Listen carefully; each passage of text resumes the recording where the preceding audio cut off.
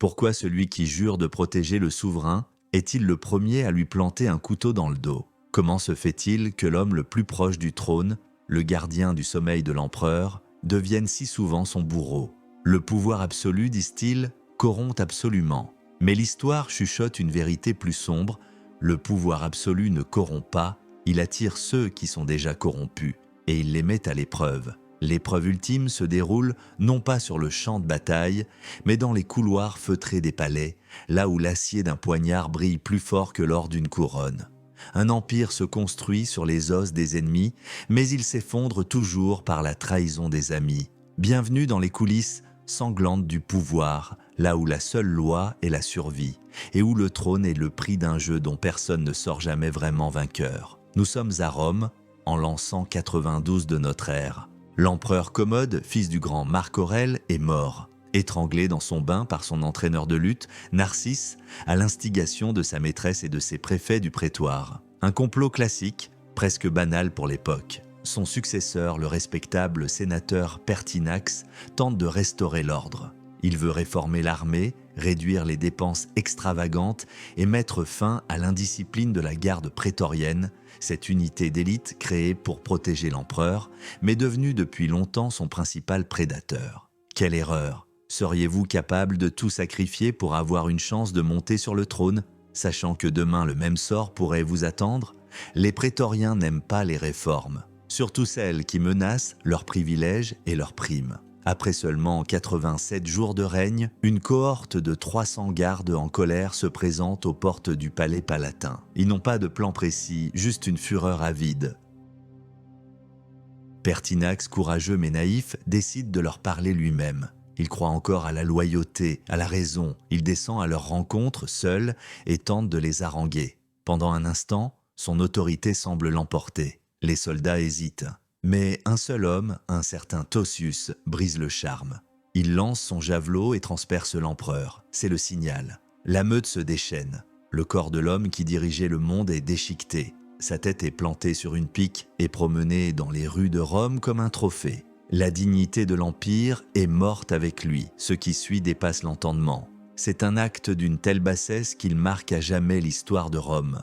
Les prétoriens, maîtres du palais et du cadavre encore chaud de l'empereur, ne savent pas qui nommer à sa place. Alors, ils font ce que des mercenaires savent de faire de mieux. Ils organisent une vente aux enchères. Le trône de l'Empire romain, le siège d'Auguste et de Trajan est mis en vente au plus offrant. L'annonce se répand dans la ville comme une traînée de poudre. 2 candidats se présentent. Le premier est le beau-père de Pertinax, Sulpicianus, qui se trouve déjà dans le camp des prétoriens. Il commence à offrir de l'argent. Mais un autre homme, le sénateur richissime Didius Julianus, arrive en courant. Il reste à l'extérieur des murs du camp et surenchérit, ses offres criées par-dessus les remparts. Les soldats, amusés par ce spectacle sordide, font monter les prix, passant d'un candidat à l'autre.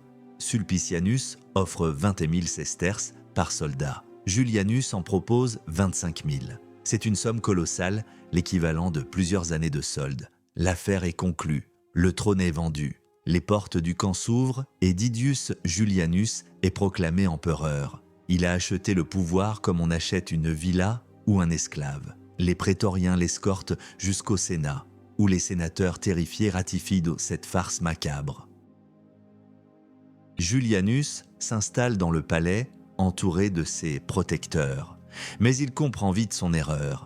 Le pouvoir acheté par l'argent est un pouvoir sans légitimité, sans respect. Le peuple de Rome le hue à chaque apparition. Les légions stationnées aux frontières de l'Empire, apprenant la nouvelle de cette vente honteuse, se révoltent. 3 généraux, Septime Sévère en Pannonie, Pescennius Niger en Syrie et Claudius Albinus en Bretagne, sont proclamés empereurs par leurs troupes. La guerre civile est inévitable. Septime Sévère est le plus rapide. Il marche sur l'Italie. Les prétoriens, qui ont vendu l'Empire, ne sont pas prêts à mourir pour leur empereur fantoche. Leur bravoure s'est évaporée aussi vite que leur promis. Ils abandonnent Julianus. Le Sénat, sentant le vent tourner, le condamne à mort et proclame Sévère empereur. Un soldat est envoyé au palais pour exécuter la sentence. Il trouve Didius Julianus seul, abandonné de tous, pleurant dans une des immenses salles vides. Ses derniers mots, selon l'historien Dion Cassius, furent « Mais quel mal ai-je fait? Qui ai-je tué ?» Il n'avait tué personne, il avait seulement commis le péché ultime, croire que le pouvoir pouvait s'acheter sans se payer par le sang. Il est décapité après un règne de 66 jours. Septime, sévère, entre dans Rome, dissout la vieille garde prétorienne et la remplace par ses propres légionnaires loyaux. Mais le virus est déjà dans le système. La leçon a été apprise par tous. Ce n'est pas le Sénat ni le peuple qui fait les empereurs, mais l'armée qui campe aux portes de la ville. Le poignard du garde du corps est devenu le véritable sceptre du pouvoir. Ce mécanisme cynique se répétera avec une régularité effrayante. Les empereurs vivront dans une paranoïa constante, se méfiant de leur propre ombre et surtout de ceux qui portent une épée à leur côté. Caracalla sera assassiné par le préfet du prétoire Macrin, qui prendra sa place. Élagabal sera tué par les prétoriens lassés de ses excentricités. Maximin le Thrace, un soldat brutal, sera lui-même abattu par ses propres troupes. La liste est longue et sanglante. Le palais impérial n'est plus un centre de civilisation, c'est un abattoir, un piège mortel où la durée de vie d'un souverain se mesure au poids de l'or qu'il peut distribuer à ses gardes. Chaque empereur qui monte sur le trône par la force sait qu'il a créé un précédent. Il a montré à ses subordonnés que la trahison paie. Il est condamné à regarder ses généraux, ses amis, ses gardes, en se demandant lequel d'entre eux sera le prochain à lever la main sur lui.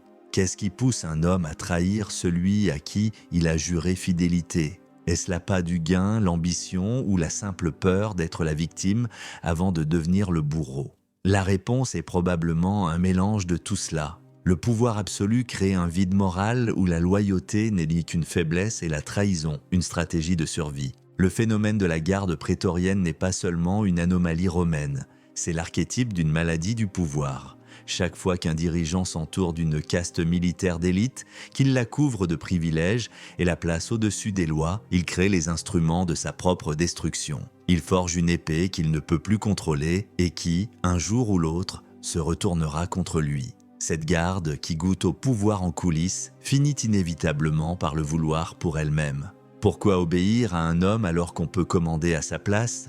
C'est une logique implacable, une équation écrite avec du sang. Rome n'a pas inventé le coup d'état de palais, mais elle l'a industrialisé, elle en a fait un système. Elle a montré au monde que la pourpre impériale n'est qu'un linceul qui attend son propriétaire. Les graines de la trahison semées par les prétoriens dans le sol sanglant de Rome produiront des fruits encore plus vénéneux dans une nouvelle capitale, bâtie sur les rives du Bosphore, une cité qui portera le nom d'un autre empereur. Le débat est ouvert dans les commentaires. Les prétoriens étaient-ils des traîtres avides ou des régulateurs pragmatiques d'un système corrompu? Faites votre choix. Constantinople, la nouvelle Rome. Une ville née de la volonté d'un seul homme conçue pour être la capitale d'un empire chrétien. Mais sous le vernis de la piété, sous les coupoles dorées des églises et le regard des saints en mosaïque, le vieux virus romain de l'intrigue et de la trahison a muté. Il est devenu plus subtil, plus complexe, plus cruel. À Byzance, le coup d'état de palais n'est plus une simple affaire de soldats en colère et de primes non payées. Il s'est transformé en un art raffiné, une science politique, où le poison, le poignard dans le dos, l'aveuglement et l'enfermement au monastère sont des outils de gouvernance aussi courants que les décrets et les édits. Le palais impérial, le grand palais, n'est pas une forteresse, c'est un labyrinthe de mensonges, un nid de serpents où l'on ne peut se fier à personne, ni à sa femme, ni à son frère, ni à son fils, et encore moins à son meilleur ami. Ici, le meurtre est une affaire de famille, et la survie, une partie d'échecs où chaque pièce est un traître potentiel. L'histoire de Basile le Macédonien est l'illustration parfaite de cette mécanique byzantine. Il n'était qu'un simple palefrenier d'origine paysanne, mais doté d'une force herculéenne et d'une ambition sans limite. Il attire l'attention de l'empereur Michel III, un souverain débauché et fantasque, plus intéressé par les courses de chars et les beuveries que par la gestion de l'empire. Michel se prend d'une affection démesurée pour ce géant illettré. Il le comble de faveurs, le fait chambellan, puis co-empereur. Basile devient son compagnon de toutes les débauches, son confident, son ombre. Il est l'homme qui doit tout à l'empereur. Mais l'ambition de Basile est un feu qui ne peut être éteint. Il voit la faiblesse de Michel, le mépris de la cour, les murmures des généraux. Il commence à tisser sa toile.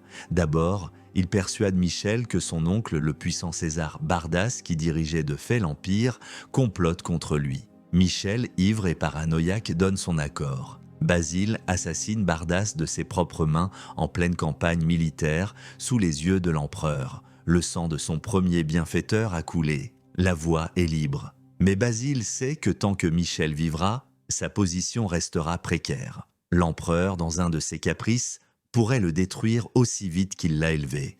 La peur et l'ambition le poussent à l'acte final. La nuit du 24 septembre de l'an 867, après un banquet bien arrosé, l'empereur Michel III s'effondre dans un sommeil d'ivrogne dans ses appartements. Les portes ne sont pas gardées. C'est Basile qui a organisé le service ce soir-là. Avec une poignée de complices, il pénètre dans la chambre impériale. Michel est sans défense. Un des conspirateurs, Jean Caldos, lui coupe les deux mains d'un coup de sabre. Basile lui-même, l'ami, le protégé, donne le coup de grâce. L'empereur, qui l'avait sorti de la boue pour le placer au sommet de l'État, est massacré dans son lit. Le lendemain matin, Basile Ier se présente au Sénat et à l'hippodrome, non pas en assassin mais en sauveur. Il prétend avoir débarrassé l'Empire d'un tyran impie et incompétent. Il fonde une nouvelle dynastie, la dynastie macédonienne, qui régnera sur Byzance pendant près de 2 siècles et la portera à l'un de ses apogées. Ironie de l'histoire, ce fils de paysan devenu meurtrier et empereur sera considéré comme l'un des plus grands souverains de Byzance. À Byzance, le poison était une forme de diplomatie. Et le poignard, une simple ponctuation dans une conversation politique. C'est la grande leçon byzantine. Le succès lave tous les péchés. Le régicide, s'il est réussi, n'est pas un crime, c'est un acte fondateur. Mais chaque empereur qui monte sur le trône par le meurtre sait qu'il a légitimé son propre assassinat futur. Le cycle de la violence est enclenché. Les méthodes pour éliminer les rivaux se perfectionnent. Le meurtre pur et simple est parfois trop brutal. L'aveuglement est une solution plus humaine, car selon la tradition byzantine, un homme mutilé ne peut régner. Des milliers de prétendants au trône, de généraux vaincus, de frères et de fils d'empereurs finiront leur jour dans les ténèbres, les yeux brûlés à la barre de fer rougie ou crevés à la pointe d'un stylet. C'est un sort souvent considéré comme pire que la mort. L'autre option est le monastère. Forcer un rival à prendre l'habit de moine, c'est le tuer civilement. Il renonce au monde, à ses ambitions, à sa famille.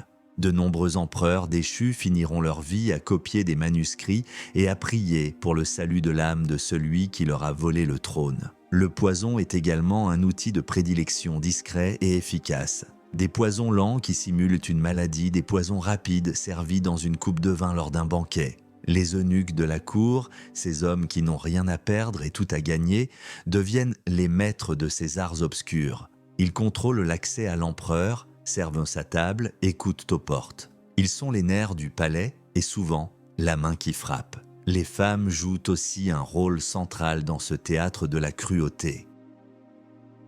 Des impératrices ambitieuses comme Irène l'Athénienne qui n'hésitera pas à faire aveugler et déposer son propre fils, Constantin VI, pour régner seul, ou Zoé Porphyrogénète qui placera et détrônera une succession de maris et d'amants sur le trône. Le palais byzantin est un univers clos où les passions humaines, l'amour, la haine, la jalousie, l'avidité, sont exacerbées et deviennent des moteurs de l'histoire. C'est une guerre de tous contre tous, menée avec le sourire aux lèvres et le poignard caché sous les robes de soie. Chaque couloir est une embuscade potentielle, chaque banquet une occasion d'empoisonnement, chaque messe à Sainte-Sophie, une chance de soulever la foule contre le tyran du jour. La paranoïa est l'état naturel du souverain byzantin. Il se méfie de ses généraux victorieux car leur popularité est une menace. Il se méfie de ses frères car le même sang coule dans leurs veines. Il se méfie de sa femme car elle peut rêver de placer son fils ou son amant sur le trône. Il ne peut compter que sur une chose, la peur qu'il inspire. Mais la peur est une fondation fragile. Le jour où il montre un signe de faiblesse, le jour où il perd une bataille ou tombe malade, les complots qui sommeillaient se réveillent, les couteaux sortent de l'ombre. Le pouvoir à Byzance n'est pas hérité, il est pris. Et tout ce qui est pris peut être repris. C'est la loi d'airain du Bosphore. L'idée qu'un souverain puisse devenir l'otage de sa propre garde, de ses propres créatures, n'était pas unique à l'Empire romain d'Orient. À des milliers de kilomètres de là, dans la ville la plus riche et la plus brillante du monde, un autre grand empire allait apprendre la même leçon, de la manière la plus brutale qui soit. Bagdad, la cité de la paix, fondée par le calife Al-Mansour. Au IXe siècle, c'est le centre du monde, un carrefour de la science, de la philosophie, de l'art et du commerce. Sa maison de la sagesse abrite des milliers de manuscrits. Ses marchés regorgent des produits de 3 continents. Les califes de la dynastie abbasside y règnent sur un empire qui s'étend de l'Espagne à l'Inde. Ils vivent dans des palais d'une splendeur inouïe, entourés de poètes, de savants et de musiciens. Mais cette façade éblouissante cache une faiblesse mortelle. Les califes, comme tant d'autres autocrates, avant et après eux, ont commencé à se méfier de leur propre peuple. Ils craignent les intrigues des familles arabes et persanes qui forment l'élite de l'Empire. Pour assurer leur protection, ils décident de créer une garde personnelle, une force d'élite qui ne devra sa loyauté qu'à eux seuls. Leur choix se porte sur des esclaves soldats, principalement des Turcs d'Asie centrale, réputés pour leur férocité et leur talent de cavalier. On les appelle les goulams. Ils sont achetés jeunes, arrachés à leur famille, convertis à l'islam et formés aux arts de la guerre. Ils n'ont aucune attache locale, aucune loyauté tribale. Leur seule raison d'être est de servir le calife. Au début, le système fonctionne à merveille. Les goulams sont une garde prétorienne efficace, un instrument de pouvoir redoutable.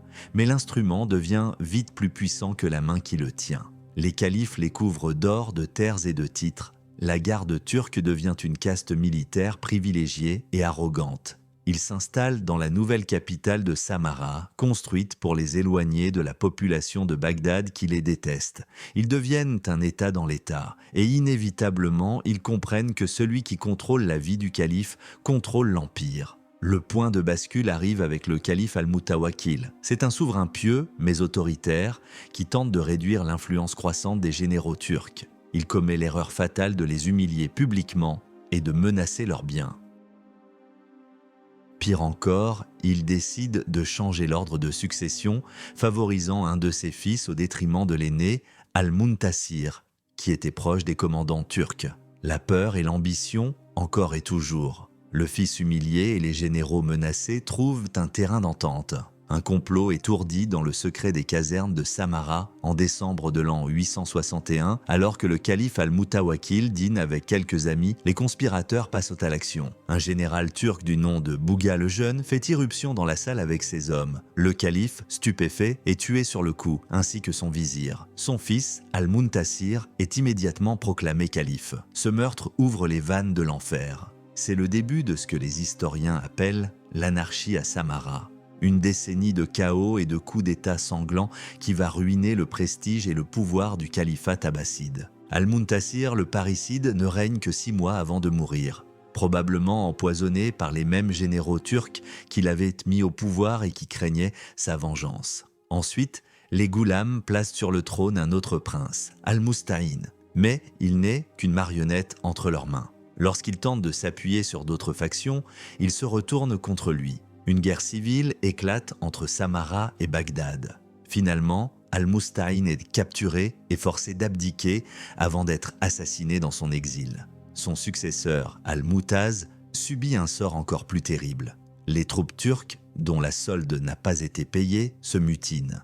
Elles font irruption dans le palais, traînent le calife dehors, le battent, le torturent sous le soleil brûlant et le forcent à abdiquer. Il est ensuite enfermé dans une pièce et laissé pour mort de faim et de soif. En moins de 10 ans, 4 califes sont assassinés ou déposés par leur propre garde. Le spectacle est effroyable. Les souverains de l'islam, les successeurs du prophète, sont traités comme des jouets par des mercenaires étrangers. Ils sont humiliés, battus, affamés, assassinés avec une brutalité sans nom. Le pouvoir réel n'est plus à Bagdad ou à Samarra, il est entre les mains d'une junte de généraux turcs qui font et défont les califes au gré de leurs intérêts. L'âge d'or de l'islam est brisé, l'empire se fragmente, des provinces entières font sécession, profitant de la guerre civile au centre. Le califat ne s'en remettra jamais complètement. Il survivra pendant encore 4 siècles, mais il ne sera plus que l'ombre de lui-même, une autorité religieuse respectée mais politiquement impuissante. La leçon est amère, le calife qui avait voulu s'acheter une loyauté absolue en créant une garde d'esclaves a en réalité vendu son âme et celle de son empire. Il a créé un monstre qu'il a dévoré. C'est une histoire qui se répète de Rome à Bagdad. La garde personnelle d'un souverain est une arme à double tranchant. Elle le protège de ses ennemis extérieurs, mais elle le rend vulnérable à la pire des trahisons, celle qui vient de l'intérieur, celle des hommes qui mangent son pain et dorment sous son toit. Cette dynamique où le pouvoir se déchire de l'intérieur, où les liens les plus sacrés sont profanés par l'ambition, n'est pas l'apanage des empires orientaux ou des gardes mercenaires. Elle peut prendre une forme encore plus intime et cruelle, celle de la guerre familiale, quand la lutte pour le trône transforme des frères en ennemis mortels et des oncles en assassins. Il suffit de traverser la mer et les siècles, de quitter les sables de Mésopotamie pour les brumes de l'Angleterre, pour assister à l'un des plus grands drames familiaux de l'histoire, une vendetta qui a mis un royaume à feu et à sang. Oubliez les contes de fées.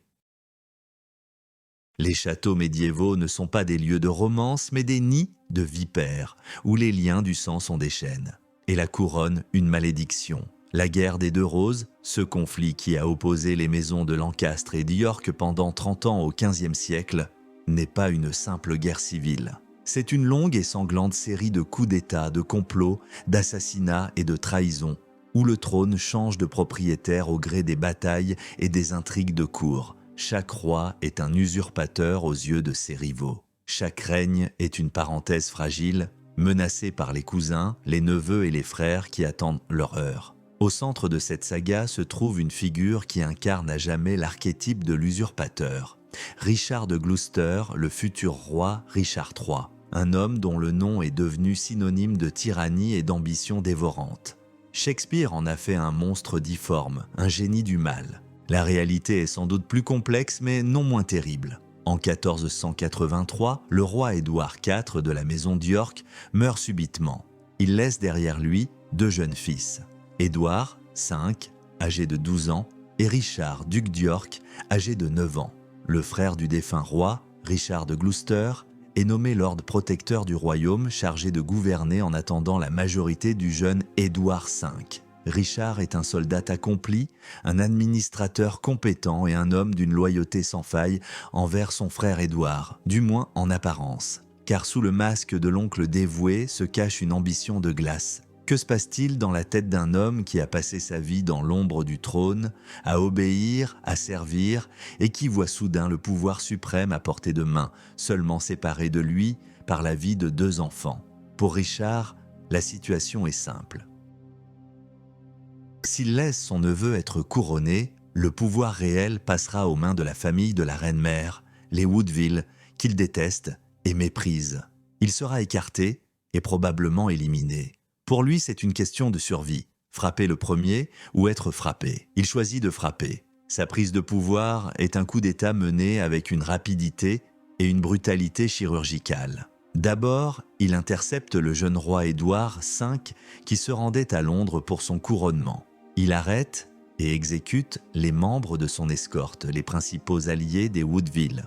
Il installe le jeune roi et son petit frère dans la tour de Londres, officiellement pour leur sécurité. La tour est à la fois une forteresse, un palais et une prison. Les 2 jeunes princes y entrent, mais personne ne les reverra jamais sortir. Ensuite, Richard s'attaque à ses autres rivaux. Il accuse Lord Hastings, un puissant noble fidèle au jeune roi, de trahison lors d'une réunion du conseil. Sans procès, sans même le laisser finir son repas, il le fait traîner dehors et décapiter sur une bûche de bois. La terreur s'installe, puis vient le coup de théâtre. Richard fait déclarer illégitime le mariage de son défunt frère Édouard IV. Par conséquent, ses 2 fils, les princes dans la tour, sont des bâtards et ne peuvent hériter du trône. Le Parlement, sous la pression, offre la couronne à Richard. Il l'accepte avec une fausse humilité. Le protecteur est devenu le roi. Mais une question demeure, une ombre qui plane sur son règne. Qu'est-il advenu des princes? C'est l'un des plus grands mystères de l'histoire anglaise. Ont-ils été assassinés sur ordre de leur oncle? C'est la version la plus probable, celle que Shakespeare a immortalisée. Imaginez la scène, 2 enfants endormis dans leur lit, dans une chambre sombre de la tour. Des assassins envoyés par l'homme qui avait juré de les protéger s'approchent et les étouffent avec leurs oreillers. Un crime abominable, le péché ultime qui brise les lois divines et humaines. Richard III, l'usurpateur, a désormais du sang sur les mains, le sang de sa propre famille. Son règne commence sous de mauvais auspices. La disparition des princes choque le royaume et retourne contre lui de nombreux partisans de la maison d'York. Une rébellion éclate, menée par un obscur prétendant de la maison de Lancastre, exilé en France, Henri Tudor. Le 22 août 1485, à la bataille de Bosworth Field, l'armée de Richard affronte celle d'Henri. Au moment crucial de la bataille, plusieurs des alliés de Richard le trahissent et échangent de camp. Richard, voyant la défaite inéluctable, refuse de fuir. Il lance une charge désespérée vers Henri Tudor lui-même, tentant de tuer son rival et de mettre fin à la guerre d'un seul coup. Il est désarçonné et massacré par les soldats d'Henri. Le roi, qui a tout risqué pour la couronne, meurt en la défendant, seul au milieu du champ de bataille. La couronne, tombée de sa tête, est retrouvée dans un buisson et placée sur la tête d'Henri VII, premier roi de la dynastie Tudor. Le cycle de la violence a pris fin. Alors, qui était Richard ? Un monstre affamé de pouvoir ou un politicien pragmatique jouant selon les règles sanglantes de son temps ? Laissez votre verdict dans les commentaires. Le dilemme de Richard III, tuer sa propre famille pour assurer la stabilité du trône, peut sembler monstrueux. Pourtant, dans un autre grand empire, cette pratique n'était pas un crime commis dans l'ombre, mais une loi d'État, une politique officielle conçue pour empêcher les guerres civiles et les coups d'État. Un système qui transformait l'accession au trône en un rituel de sang où chaque nouveau sultan devait commencer son règne par un fratricide de masse. Bienvenue à Istanbul, capitale de l'Empire ottoman, dans le palais de Topkapi, un lieu de splendeur et de terreur où le pouvoir se paie au prix du sang de ses propres frères. La cour ottomane est une arène impitoyable.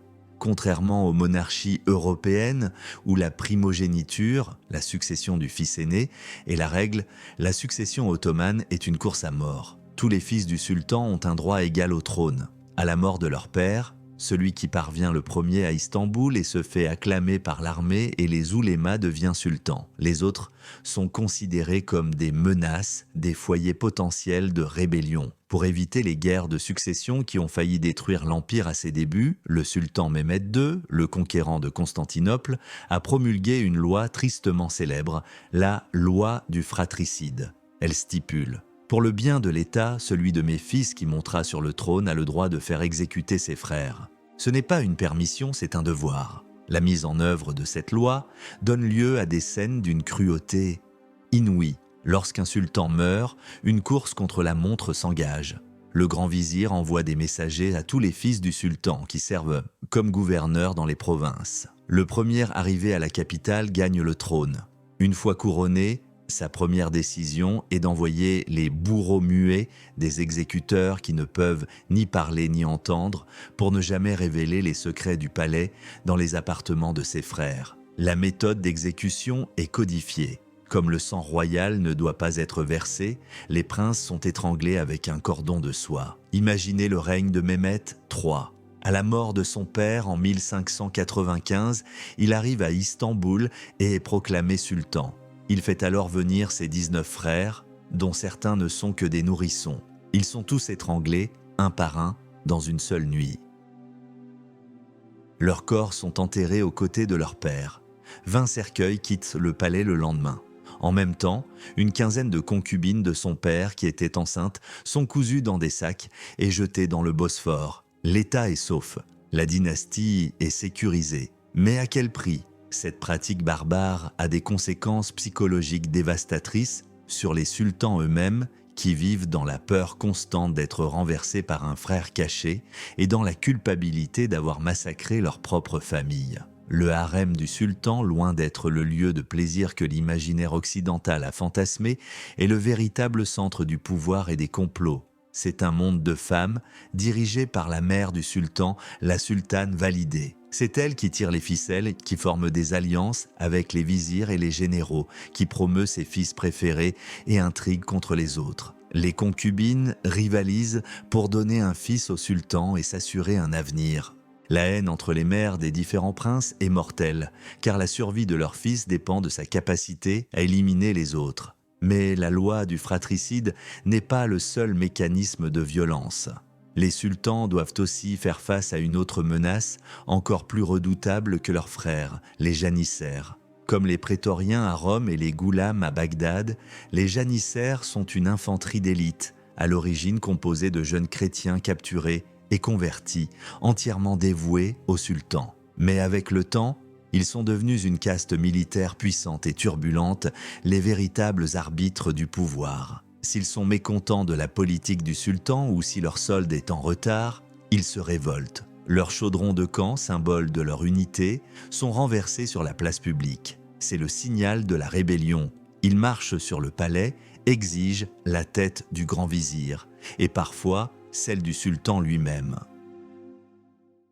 Osman II, un jeune sultan réformateur qui voulait créer une nouvelle armée pour remplacer les janissaires corrompus, l'apprendra à ses dépens. En 1622, les janissaires se mutinent, envahissent le palais, le capturent et le jettent en prison. Il est ensuite étranglé dans sa cellule, devenant le premier sultan ottoman à être assassiné par ses propres sujets. Plus tard, le sultan Ibrahim Ier, surnommé le Fou, sera déposé et étranglé avec l'approbation de sa propre mère, la sultane Validée, lassée de ses excès. Le cordon de soie n'est pas réservé qu'aux frères. Face à cette violence endémique, une solution encore plus étrange est trouvée au début du XVIIe siècle. Le fratricide systématique est abandonné, jugé trop barbare et risqué. Il est remplacé par un système connu sous le nom de CAF, la cage dorée. Désormais, les frères du sultan régnant ne sont plus exécutés. Ils sont enfermés à vie dans des appartements spéciaux au sein du palais de Topkapi.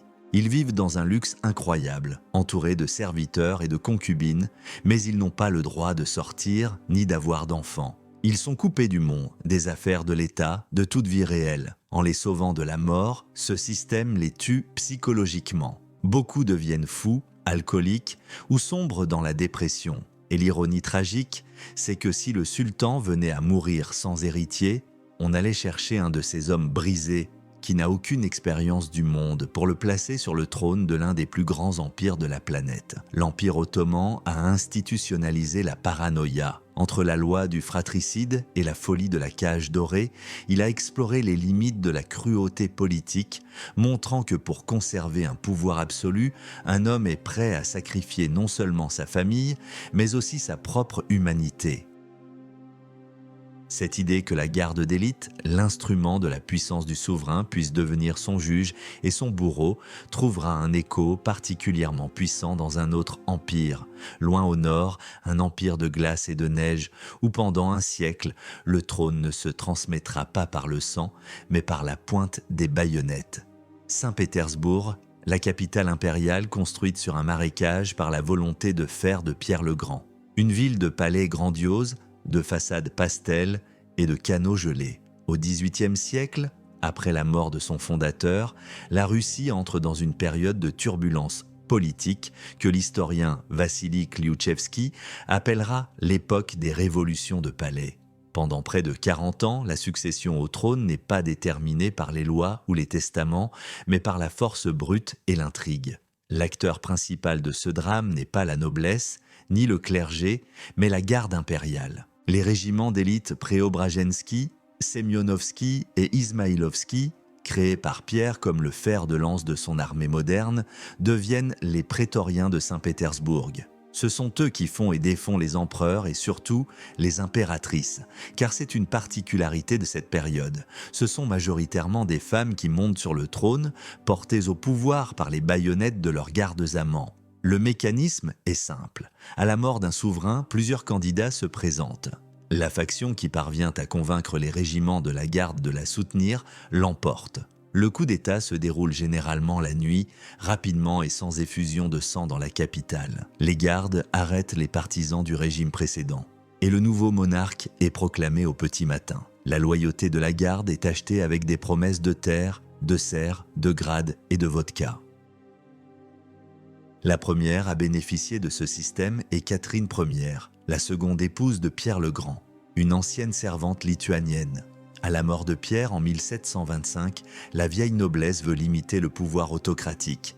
Mais le prince Menchikov, favori de Pierre, s'appuie sur la garde, entoure le palais où délibèrent les dignitaires et impose Catherine comme impératrice. Les gardes sont récompensés et le précédent est créé. Après son court règne et celui du jeune Pierre II, c'est au tour d'Anna Ivanovna, nièce de Pierre le Grand, d'être choisie. La haute noblesse tente de lui faire signer une sorte de constitution limitant son pouvoir. Mais, arrivée à Moscou, Anna, avec le soutien des officiers de la garde, déchire le document en public et restaure l'autocratie. En 1741, c'est Élisabeth Petrovna, la fille de Pierre le Grand, qui prend le pouvoir.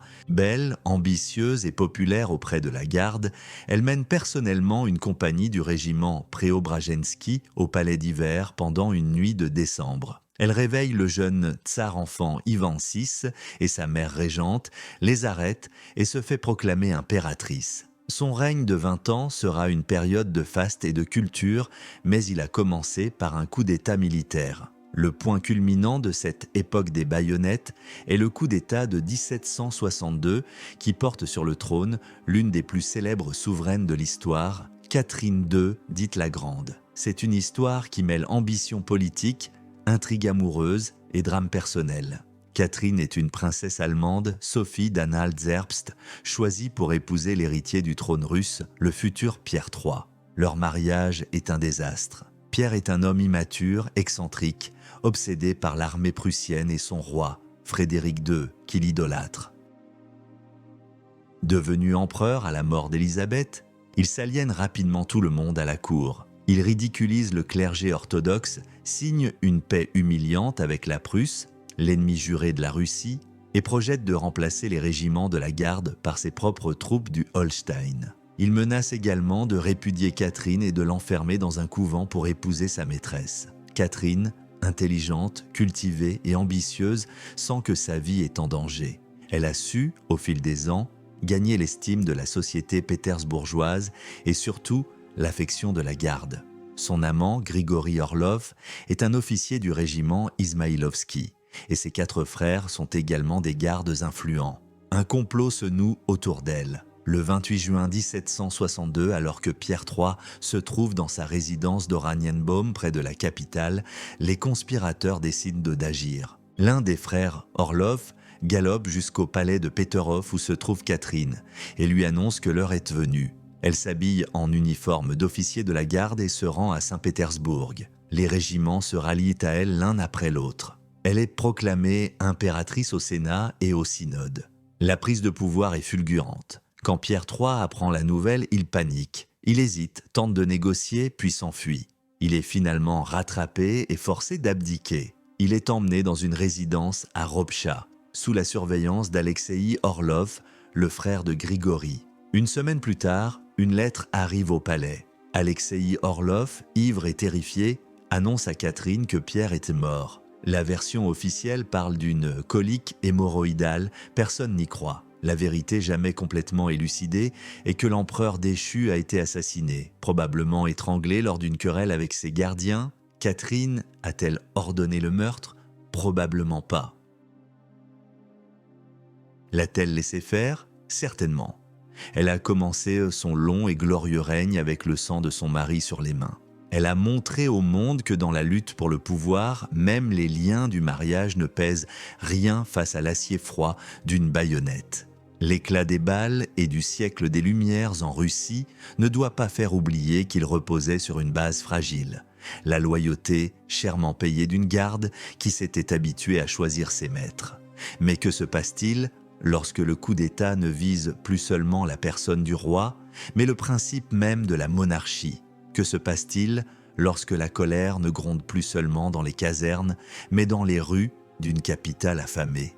Versailles, fin du XVIIIe siècle. Le château le plus somptueux d'Europe, un monde de rituels, d'étiquettes et de plaisirs. Ici, la monarchie française, incarnée par le roi Louis XVI, semble à l'apogée de sa puissance et de sa gloire. Mais c'est une illusion. Au-delà des grilles dorées du palais, la France gronde. Des années de mauvaises récoltes, une dette abyssale creusée par les guerres et les dépenses de la cour, un système fiscal injuste qui pèse sur le peuple tandis que la noblesse et le clergé ne paient rien. La colère monte. Des idées nouvelles, celles des Lumières, parlent de liberté, d'égalité, de souveraineté du peuple. La monarchie absolue, ce pouvoir de droit divin, semble soudain archaïque, irrationnel, intolérable. La Révolution française qui éclate en 1789 n'est pas un coup d'État de palais classique. C'est le plus grand coup d'État de l'histoire, un séisme qui va renverser non seulement un roi, mais un ordre social millénaire. Il ne s'agit plus de remplacer un monarque par un autre, mais de détruire le trône lui-même. C'est l'histoire d'un pouvoir qui, enfermé dans son cocon doré de Versailles, n'a pas su voir la tempête qui se levait et qui allait tout balayer sur son passage. Le processus est d'abord lent, politique. La convocation des États généraux, la transformation du tiers-État en Assemblée nationale, le serment du jeu de paume. Le roi, Louis XVI, est un homme bien intentionné mais faible, incapable de comprendre la force du mouvement qui se déploie. Il oscille entre concessions et tentatives de répression. L'étincelle qui met le feu aux poudres est le renvoi de son ministre populaire, Necker, et la concentration de troupes autour de Paris. Le peuple parisien, craignant un massacre, se soulève. Le 14 juillet, il prend d'assaut la forteresse de la Bastille, symbole de l'arbitraire royal. C'est un événement d'une portée symbolique immense. Le monopole de la violence n'appartient plus au roi. La révolution est en marche. En octobre, des milliers de femmes de Paris, exaspérées par le prix du pain, marchent sur Versailles. Elles envahissent le château, massacrent des gardes du corps et forcent la famille royale à revenir à Paris pour s'installer au palais des Tuileries. Le roi et sa famille sont désormais les otages de la capitale. Le coup d'État se resserre autour d'eux. Le point de non-retour est atteint en juin 1791 avec la fuite ratée à Varennes. Le roi, la reine Marie-Antoinette et leurs enfants tentent de s'échapper pour rejoindre des troupes loyalistes à l'Est et revenir en force contre la Révolution. Ils sont reconnus et arrêtés dans le village de Varennes. Leur retour à Paris est une humiliation suprême. Pour le peuple, le roi qui fuit son propre royaume est un traître. La confiance est rompue à jamais. L'idée de la République commence à faire son chemin. La guerre déclarée à l'Autriche et à la Prusse en avril 1792 exacerbe les tensions. L'ennemi menace d'envahir Paris pour restaurer le roi dans ses droits. La fureur du peuple se tourne contre le traître des Tuileries. Le 10 août 1792, une foule de sans-culottes parisiens et de fédérés venus des provinces marche sur le palais des Tuileries. C'est une véritable opération militaire. La défense du palais est assurée par environ 900 gardes suisses, quelques centaines de nobles volontaires et des gardes nationaux dont la loyauté est incertaine. L'assaut est d'une violence inouïe.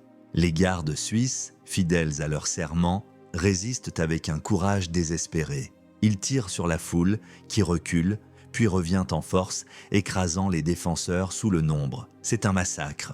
Les gardes suisses sont tués jusqu'au dernier, leur corps mutilés par une foule enragée. Le roi et sa famille, qui s'étaient réfugiés à l'Assemblée législative avant le début des combats, assistent impuissants à la chute de leur dernière forteresse. C'est la fin de la monarchie en France. Le roi est suspendu, puis arrêté et emprisonné à la prison du Temple. La République est proclamée le 21 septembre. Le procès de Louis Capet, l'ancien roi, s'ouvre en décembre. Il est accusé de trahison contre la nation. Le verdict est sans surprise, la mort. Le 21 janvier 1793, sur la place de la Révolution, aujourd'hui place de la Concorde, Louis XVI est guillotiné. Sa mort n'est pas un simple assassinat politique.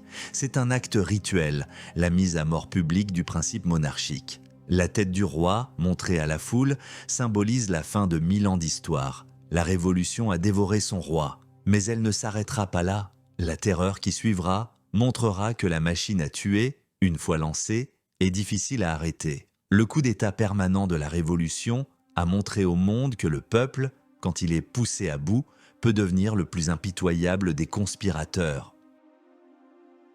Est-ce que la violence est parfois un mal nécessaire pour renverser une tyrannie, ou est-ce que le sang versé engendre toujours plus de sang ? C'est le dilemme éternel de toute révolution. Donnez-nous votre avis dans les commentaires.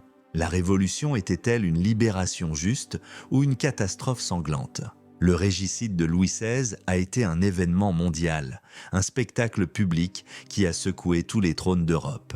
Mais l'histoire des coups d'État de palais connaît aussi des drames plus secrets, plus confinés, d'une brutalité presque intime qui dépasse l'imagination. Des nuits de cauchemars où la barbarie se déchaîne entre les murs d'un palais, loin des yeux du monde. Au début du XXe siècle, alors que l'Europe de la Belle Époque danse au bord du volcan de la Grande Guerre, un de ces drames va se jouer dans un petit royaume des Balkans, la Serbie. Le coup d'État de mai 1903, qui a anéanti la dynastie des Obrenović, reste l'un des assassinats politiques les plus sauvages et les plus sanglants de l'histoire moderne. Une histoire d'amour impopulaire, de complots militaires et de massacres nocturnes qui semble tout droit sorti d'une tragédie shakespearienne. Belgrade, capitale du royaume de Serbie. Le pays est dirigé par le roi Alexandre Ier Obrenović. C'est un jeune homme intelligent mais autoritaire qui a suspendu la constitution et gouverne de manière de plus en plus autocratique. Mais le principal problème, aux yeux de l'opinion publique et de l'armée, est son mariage. En 1900, il a épousé Draga Mašin, une de ses dames d'honneur, veuve et de 12 ans son aînée. Ce mariage est considéré comme une mésalliance scandaleuse. Draga est accusée d'être stérile, de manipuler le roi et de vouloir placer un de ses propres frères sur le trône. L'impopularité du couple royal devient immense. Dans l'ombre, un complot se forme au sein de l'armée. Un groupe d'officiers nationalistes, dirigé par le capitaine Dragutin Dmitrievitch, surnommé Apis, crée une société secrète qui prendra plus tard le nom de la Main Noire. Leur but est simple, assassiner le couple royal et mettre sur le trône la dynastie rivale des Karađorđević. Ils considèrent le roi Alexandre comme un tyran faible qui a déshonoré la nation. Pendant des mois, ils préparent leur coup avec une minutie glaçante. Ils recrutent des dizaines d'officiers, y compris des membres de la garde royale. La date est fixée à la nuit du 28 au 29 mai, selon le calendrier julien alors en vigueur en Serbie, qui correspond au 11 juin dans le reste de l'Europe. Cette nuit-là, les conspirateurs se rassemblent. Ils se divisent en plusieurs groupes. L'un doit prendre le contrôle des ministères et des communications, un autre doit neutraliser les troupes fidèles au roi.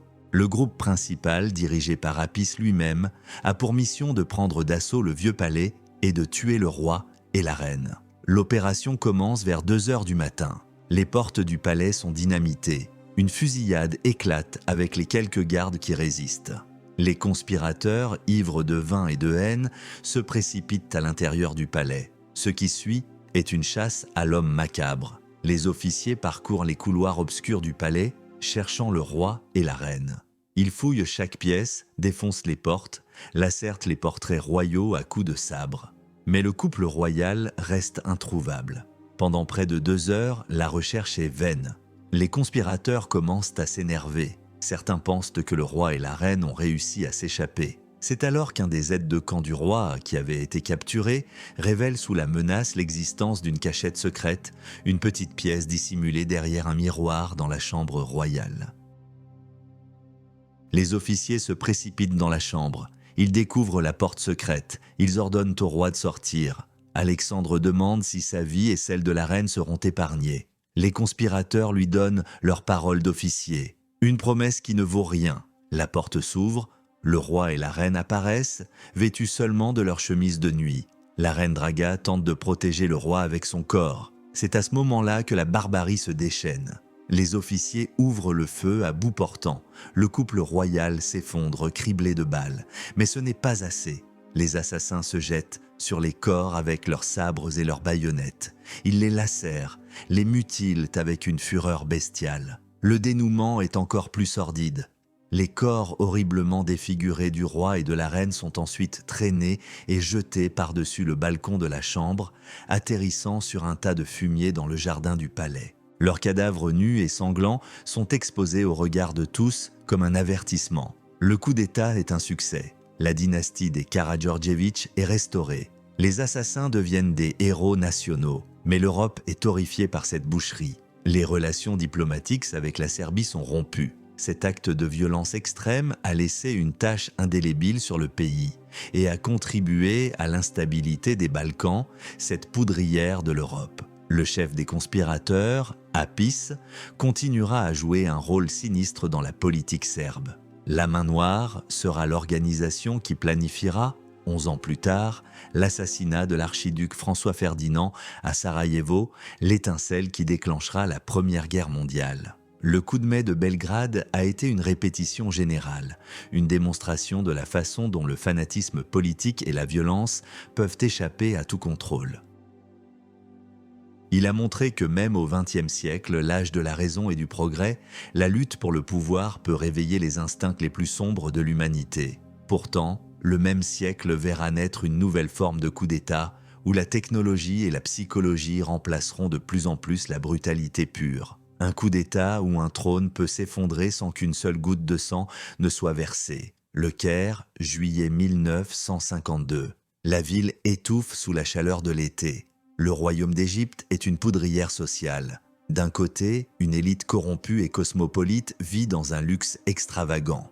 De l'autre, des millions de fellahs, de paysans, vivent dans une misère ancestrale. Au sommet de cette pyramide se trouve le roi Farouk Ier. C'est un homme corpulent, hédoniste, plus connu pour ses collections de voitures de sport, ses virées nocturnes dans les casinos de la Côte d'Azur et son appétit gargantuesque que pour son sens de l'État. Sa popularité est au plus bas. L'humiliante défaite de l'armée égyptienne lors de la première guerre israélo-arabe de 1948 a été la goutte d'eau qui a fait déborder le vase. L'armée se sent trahie, accusant le régime de corruption et d'incompétence. C'est dans ce climat de ressentiment qu'un groupe de jeunes officiers nationalistes, d'origine modeste, forme une organisation clandestine, les Officiers Libres. Leur chef charismatique est un jeune colonel du nom de Gamal Abdel Nasser. Pendant des années, ils préparent en secret le renversement de la monarchie. Leur objectif n'est pas de prendre le pouvoir pour eux-mêmes, du moins au début, mais de purifier le pays, de restaurer la dignité de l'Égypte et de mettre fin à des décennies d'ingérence britannique. Le coup d'État du XXe siècle a changé de nature. Les poignards, le poison et les assauts nocturnes sanglants sont devenus des méthodes archaïques. La nouvelle technologie du putsch repose sur la vitesse, la coordination et le contrôle des communications.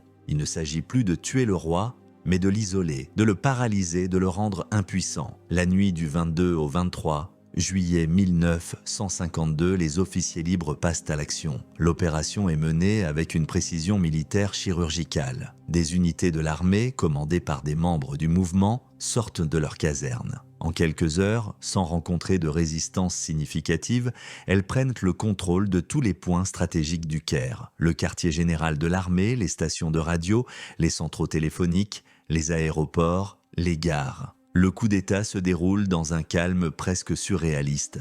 Les habitants du Caire se réveillent le matin sans se douter que le régime a changé pendant la nuit. À 7h30 du matin, un des membres des officiers libres, le futur président Anwar el-Sadaté, lit un communiqué à la radio. Il annonce que l'armée a pris le pouvoir pour mettre fin à la corruption et à l'instabilité. Il assure que les biens et les vies des étrangers seront protégés. Le nom du roi Farouk n'est même pas mentionné. Il est déjà devenu une non-personne. Le roi se trouve dans son palais d'été à Alexandrie. Il est complètement isolé. Ses lignes téléphoniques sont coupées. Les troupes qui entourent son palais sont passées aux ordres des putschistes. Il est piégé. Les officiers libres lui envoient un ultimatum. Il a jusqu'à midi pour abdiquer en faveur de son fils, un nourrisson de quelques mois, et jusqu'à 6h du soir pour quitter l'Égypte. Farouk comprend qu'il n'a pas le choix. Toute résistance est inutile et mènerait à une effusion de sang. Il signe l'acte d'abdication. L'après-midi, sur les quais d'Alexandrie, une scène étrange se déroule. Le roi déchu, en uniforme d'amiral, monte à bord de son yacht royal, le Maroussa, pour partir en exil. Les chefs du coup d'État, dont le général Naguib, qui en est la figure de proue officielle, sont venus lui faire leurs adieux. Ils lui rendent les honneurs militaires. 21 coups de canon sont tirés. Farouk, ému, aurait dit à Naguib « Votre mission est difficile. Ce n'est pas facile de gouverner l'Égypte. » Puis le yacht lève l'ancre et s'éloigne lentement vers l'Italie. La monarchie égyptienne, vieille de 150 ans, s'est effondrée en une seule journée, sans un seul coup de feu, sans une seule victime. Le coup d'État, sans effusion de sang des officiers libres, est devenu un modèle pour de nombreux autres putschs militaires dans le tiers-monde. Il a montré qu'avec une bonne planification et le contrôle des médias, il était possible de renverser un régime en créant un sentiment de fatalité, en rendant toute résistance futile. Mais cette apparente facilité cache une vérité plus complexe. Le pouvoir pris par la force, même sans violence, reste un pouvoir autoritaire. La junte militaire qui a pris le pouvoir en Égypte a rapidement mis de côté le roi enfant, aboli la monarchie et proclamé la République. Nasser a écarté Naguib et a instauré un régime à parti unique qui durera des décennies. La chute silencieuse et ironique du roi Farouk a ouvert une nouvelle ère pour l'Égypte et le monde arabe. Mais elle a aussi montré que le virus du pouvoir absolu peut prendre de nouvelles formes. Le poignard du prétorien a été remplacé par le micro du studio de radio, mais le principe reste le même. Un groupe organisé et armé impose sa volonté à toute une nation. Cependant, tous les coups d'État du XXe siècle ne seront pas aussi chirurgicaux.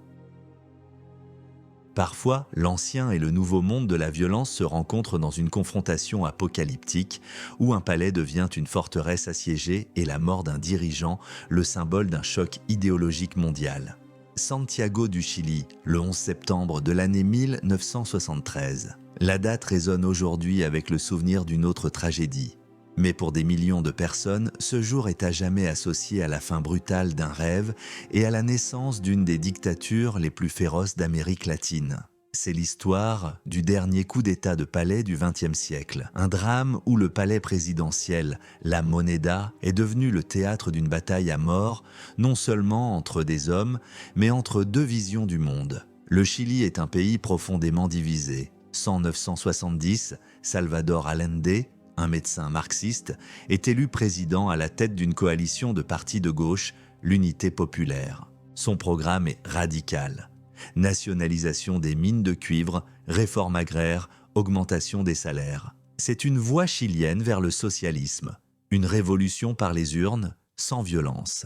Mais son gouvernement se heurte à une opposition féroce de la droite chilienne, des milieux d'affaires et surtout des États-Unis en pleine guerre froide, qui voient d'un très mauvais œil l'établissement d'un régime marxiste dans leur arrière-cour. La situation économique se dégrade rapidement. Grèves, manifestations, pénuries, violences politiques. Le pays est au bord de la guerre civile. Allende croit encore pouvoir éviter le pire. Il a confiance dans la loyauté des forces armées et de leur commandant en chef, le général Augusto Pinochet, qu'il a lui-même nommé quelques semaines plus tôt. Il a tort. Le 11 septembre, à l'aube, l'armée et la marine se soulèvent. Le coup d'État, planifié depuis des mois avec le soutien de la CIA, est lancé. Des navires de guerre bloquent le port de Valparaíso. Des troupes prennent le contrôle des principales villes du pays. À Santiago, des chars d'assaut encerclent le palais présidentiel, la Moneda. Un ultimatum est lancé au président Allende. Il doit se rendre immédiatement et un avion lui sera fourni pour quitter le pays avec sa famille. Pour les généraux putschistes, c'est une répétition du scénario égyptien, un renversement rapide et sans douleur. Mais Salvador Allende n'est pas le roi Farouk. Il refuse de se rendre, il refuse d'abdiquer. Il se barricade dans le palais avec une quarantaine de ses gardes du corps et collaborateurs. Il sait que le combat est perdu d'avance, mais il est déterminé à mourir en combattant, en tant que président légitimement élu par le peuple. Son dernier acte de résistance sera symbolique. Par la radio, il s'adresse une dernière fois au peuple chilien.